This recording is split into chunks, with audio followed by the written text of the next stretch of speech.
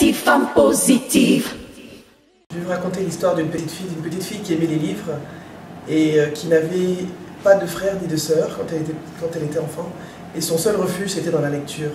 Donc cette petite fille, c'est moi, la Bouffale. Et j'écrivais et je lisais beaucoup dès l'enfance. Je mettais des petits bouts de papier un peu partout, où j'écrivais des petits poèmes, par-ci, par-là. Et ma mère ramassait partout des papiers avec des textes que j'écrivais. Donc j'ai toujours aimé lire et écrire. Et j'en ai fait ma passion, au-delà de ma carrière professionnelle. Donc j'ai quand même eu une carrière normale, comme on dit entre guillemets. J'ai travaillé dans les télécommunications et ensuite j'ai monté une entreprise à moi. Et ma passion continuait à me hanter. Et il y a une dizaine d'années, j'ai monté un blog qui s'appelle Naboulov, qui m'a permis de déverser mon trop-plein de créativité en termes d'écriture. Donc mon blog existe depuis 10 ans, j'écrivais des textes, je donnais des conseils, je partageais mes idées, je partageais mes coups de cœur, mes commentaires sur la vie et surtout sur les relations humaines, les relations amicales, les relations amoureuses. Et c'est ainsi que j'ai osé finalement partager mon écriture avec le monde. Parce que le plus difficile pour moi, c'était pas d'écrire, mais c'était surtout de partager cette écriture. On a toujours en Afrique cette peur d'être découvert à travers nos mots et à travers nos récits. Donc après le blog, j'ai eu un magazine qui s'appelle Naboulov, qui est un magazine en anglais, qui reprenait un petit peu les mêmes thèmes que le blog.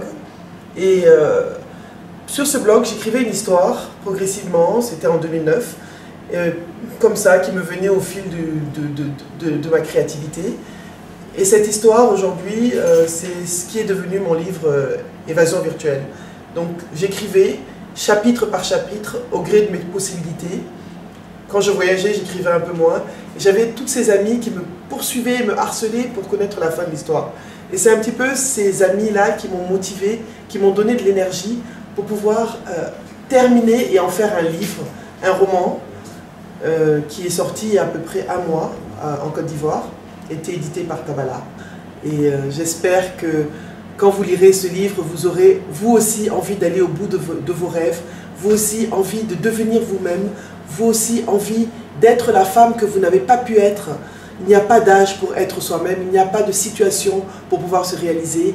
Évasion virtuelle, c'est le roman de la femme qui réalise son destin. C'est le roman de la femme qui ose enfin s'exprimer et qui ose enfin partager sa passion avec le monde.